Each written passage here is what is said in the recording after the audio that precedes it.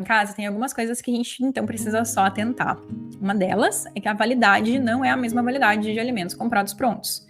Um dos motivos é que os alimentos, os leites vegetais, por exemplo, eles vêm numa caixinha que a caixinha em si, ela já faz com que o alimento dure mais.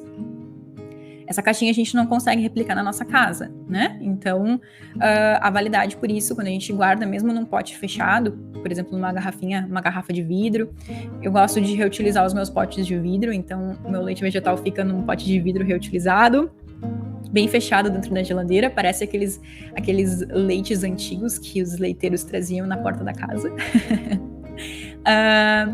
A validade é em torno de 5 dias, né? Então a gente pode fazer no domingo e ter pro longo da semana, né? E não tem problema, porque é tão fácil de fazer que a gente logo consegue fazer uma quantidade de novo, né? Não tem segredo. Mas levar em consideração isso, que são 5 dias de validade.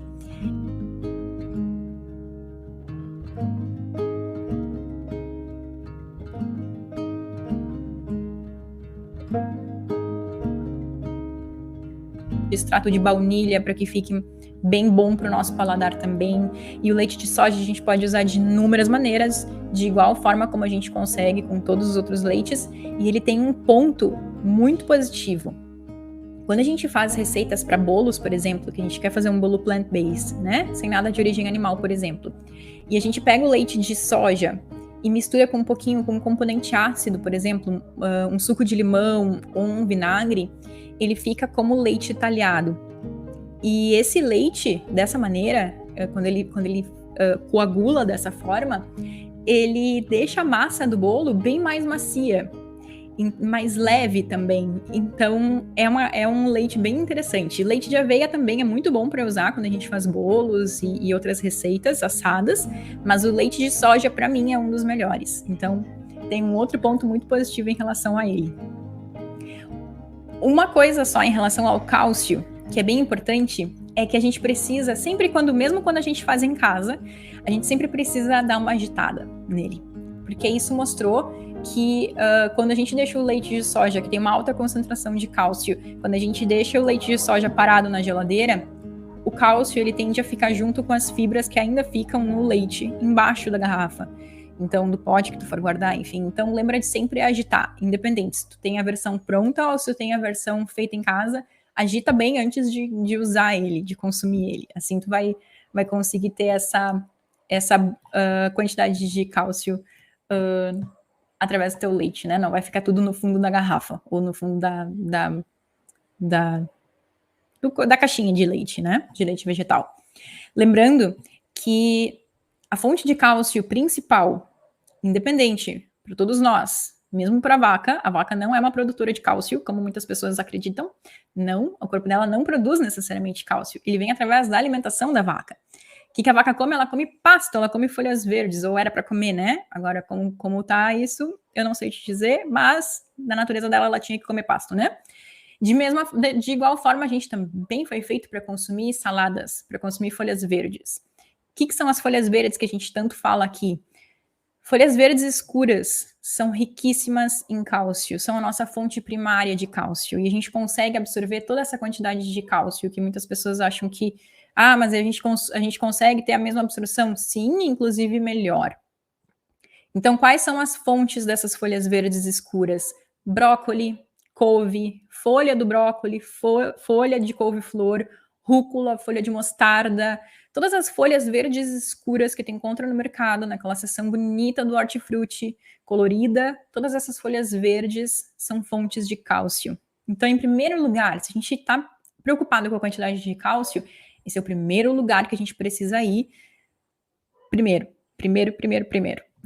Porque essa é a nossa fonte primária, realmente, de cálcio, e que a gente consegue absorver. E a gente fala bastante das folhas verdes aqui, mas é que elas são incríveis para nossa saúde, elas precisam estar no nosso dia a dia, definitivamente. Espinafre é uma outra fonte. Inclusive, hoje eu comi muito espinafre, e uma forma que eu gosto muito de comer, principalmente espinafre, é a gente pode comer o espinafre cru, assim como a gente pode comer o espinafre refogado, né, com outros alimentos, ou eu gosto muito de colocar também no arroz, enfim, quando o arroz está terminando de cozinhar, mas uma forma que para mim tem sido a grande campeã é, quando eu compro o espinafre, eu já lavo ele, centrifugo naquela centrífuga de salada para tirar o excesso de água e guardo ele na geladeira, entre folha ou entre panos de prato limpos ou entre folhas de papel, para que tanto o pano quanto a folha de papel consiga absorver a quantidade de umidade dele, né? Porque folhas verdes não gostam de um ambiente nem muito seco e nem muito úmido. Então, se qualquer umidade sai do pote, fica ali naquele papel e naquele pano de prato, e ali ele consegue estar um ambiente bom para o espinafre, né? Para as folhas verdes. Então, essas folhas já lavadas dentro da geladeira que a gente pode ter dessa forma super fácil. Quando tu for servir o teu prato, pega um prato fundo ou uma tigela, um bowl, e coloca lá uma mão cheia de folhas de espinafre, antes de colocar a tua comida. E aí, ali em cima daquela cama verde, tu coloca os teus alimentos. O arroz, o feijão, saladas, legumes refogados, o que tu quiser ali, bem bom, teu prato bem cheio de vida, bem cheio de nutrientes. Coloca em cima daquela cama verde. E ali, tu vai ver, a comida quente, ela vai começar a se combinar com o espinafre, e é uma forma muito fácil da gente ter a nossa porção no almoço, não precisamos nos preocupar, já é uma forma fácil, prática, já tem os espinafres lavados dentro da geladeira, é questão de, sei lá, 5 ou 10 minutos que a gente faz isso num dia para ter para a semana inteira. Então, assim como fazer o leite vegetal em casa, né? São 5 minutinhos que a gente leva para ter para a semana inteira por R$1,50, por exemplo.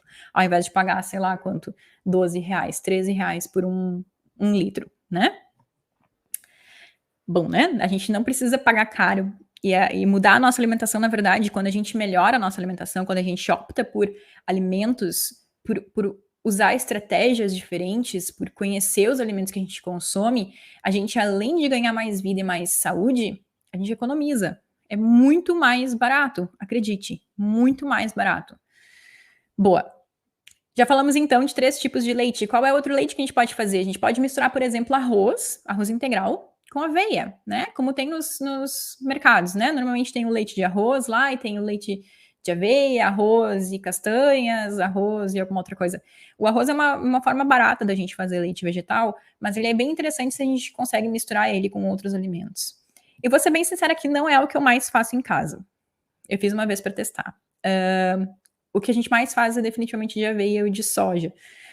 Mas ele tem também. A gente pode fazer um meio a meio de arroz e de aveia e fazer ele com água de igual maneira. Assim como a gente também pode utilizar castanhas de caju e de amêndoas. E quando a gente utiliza essas castanhas, a quantidade que a gente precisa delas é bem pouca, tá? A gente não precisa fazer uma quantidade muito grande, porque as castanhas, elas têm bastante óleo, né? Eles são alimentos gordurosos, naturalmente gordurosos. Quando a gente mistura com, por exemplo, aveia, ela dá essa cremosidade a mais. Se a gente for ver, por exemplo, um leite de origem animal, ele tem uma grande carga de gordura, né? Então, quando a gente vai mudando o nosso paladar, às vezes um dos motivos da gente achar estranho o leite vegetal de início é que talvez falta essa gordura, né? Porque a aveia não tem gordura. Então, uma forma de a gente colocar de uma forma saudável, com alimentos integrais, e que vai mudar bastante o sabor do leite vegetal, é colocar um quarto de uma xícara, por exemplo, um punhado de castanhas de caju ou de amêndoas, por exemplo, junto com a aveia. Então, uma xícara de aveia mais um quarto de uma xícara, por exemplo, um punhado de uma noz, uma castanha, junto com as 4 xícaras de água, bater de igual forma, né? Coar. E tá feito. Vocês vão ver, vocês vão realmente conseguir sentir a diferença. Fica um gostinho bem saboroso, bem bom. E aí é uma forma também de deixar ele mais próximo, né? Com aquela consistência mais próxima. E o sabor mais próximo. A gente tem alguns opcionais nessa gama de leites vegetais que a gente pode fazer em casa. Uma das coisas que a gente pode fazer é comprar tâmaras. Tâmaras são frutas, é uma fruta do Oriente Médio. A gente consegue comprar aqui desidratadas, tâmaras desidratadas, em casas naturais, na internet, de distribuidores, enfim. E essas tâmaras, elas são bem doces. E a gente, inclusive, tem conteúdos aqui falando sobre o açúcar da tâmara, que é considerado a fonte de açúcar mais saudável que existe. Então, ela é uma fonte de açúcar de luz verde. Ela é uma que a gente pode sim consumir, que a gente pode sim colocar no nosso dia a dia. Apesar dela ser um alimento que é desidratado, Como a gente tem acesso aqui no Brasil, normalmente ela desidratada, ela é um pouquinho mais dura. Então a gente pode cortar ela, colocar no liquidificador e deixar batendo ali junto, e ela vai soltando o açúcar dela no leite, vai ser uma forma natural, né, com um alimento integral para deixar o nosso leite vegetal um pouquinho mais doce. Então essa é uma ótima alternativa, na verdade. Além disso, a gente pode colocar também um pouquinho de extrato de baunilha, não precisa ser muito, pode ser realmente algumas gotas, vai depender do teu paladar também, né? Porque o extrato de baunilha, ele, principalmente numa bebida dessa forma, ele fica bem acentuado. Então eu colocaria realmente só algumas gotas, uma quantidade pequena, e vai testando. Se tu nunca colocou o extrato de baunilha, vai testando para ver quanto, né? Como que fica para ti, no teu paladar. Mas também ele dá um gostinho muito bom, ajuda a deixar um pouquinho mais doce também, principalmente o leite de soja, se tu gosta do leite mais adocicado. De igual forma, dá para colocar uma pitadinha de canela, noz moscada, a gente pode criar, né? Esse é o lado muito legal da gente fazer em casa, porque a gente consegue criar a receita, a combinação que a gente mais gosta, né? Se tu gosta de um leite mais denso, coloca um pouco mais de castanha de caju, coloca umas castanhas, umas amêndoas. Se tu quer ele mais líquido, tipo um leite desnatado, de aveia é sensacional, né? E vai controlando na quantidade de água. Tu vê, é uma receita, mas não é uma receita, porque né, é basicamente uma regra, né? Não tem, tu viu, né? A mesma quantidade de água para a mesma quantidade de ingredientes. Quando a gente faz o nosso leite vegetal em casa, tem algumas coisas que a gente, então, precisa só atentar. Uma delas é que a validade não é a mesma validade de alimentos comprados prontos. Um dos motivos é que os alimentos, os leites vegetais, por exemplo, eles vêm numa caixinha que a caixinha em si, ela já faz com que o alimento dure mais. Essa caixinha a gente não consegue replicar na nossa casa, né? Então, a validade por isso, quando a gente guarda mesmo num pote fechado, por exemplo, numa garrafinha, uma garrafa de vidro, eu gosto de reutilizar os meus potes de vidro, então o meu leite vegetal fica num pote de vidro reutilizado, bem fechado dentro da geladeira, parece aqueles leites antigos que os leiteiros traziam na porta da casa. A validade é em torno de 5 dias, né? Então a gente pode fazer no domingo e ter pro longo da semana, né? E não tem problema, porque é tão fácil de fazer que a gente logo consegue fazer uma quantidade de novo, né? Não tem segredo. Mas levar em consideração isso, que são 5 dias de validade. Agitar antes de usar, porque apesar da gente coar, pode ficar assim, um pouco de fibra embaixo, então quando tu for utilizar, lembra de dar aquela chacoalhadinha, né, o pote bem fechado, dar aquela chacoalhada para tomar, até porque ele vai ficar mais cremoso, então isso é uma outra coisa legal para ter em consideração. Guardar num pote bem limpo e bem fechado, né, se tu vai guardar em alguma coisa que tu já guarda outros alimentos, então é bem interessante esterilizar ele primeiro, para que outras coisas não cresçam ali, né? Isso a gente normalmente faz com potes de vidro, enfim. Para que realmente tenha a validade, né? Porque a gente não desperdice alimentos, principalmente. Então, passar uma água quente já é o suficiente, uma água fervente. Isso é legal. E um outro ponto, como que a gente pode coar? A gente pode usar um coador fino, né? Ou a gente pode ter um pano de prato.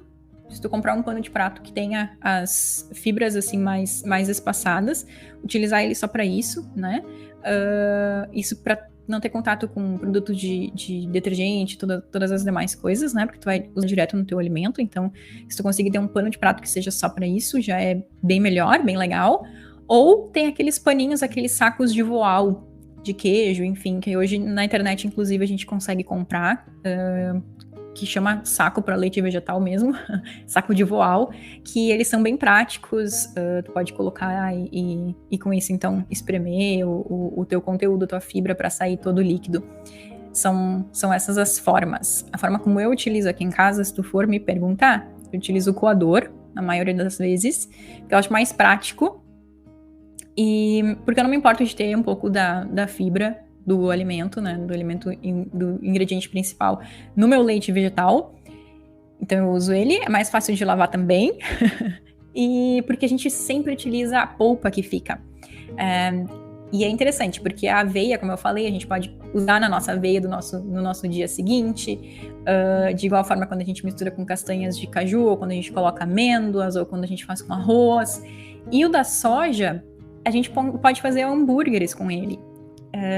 Eu vou ver se eu coloco ao longo dessa semana algumas receitas de como a gente pode usar, né, criar com o alimento que a gente já tem em casa, como que a gente pode criar o nosso próprio hambúrguer de sobras de soja. Então isso é bem legal, a gente consegue aproveitar tudo que a gente tem na nossa cozinha para não ter nenhum tipo de desperdício.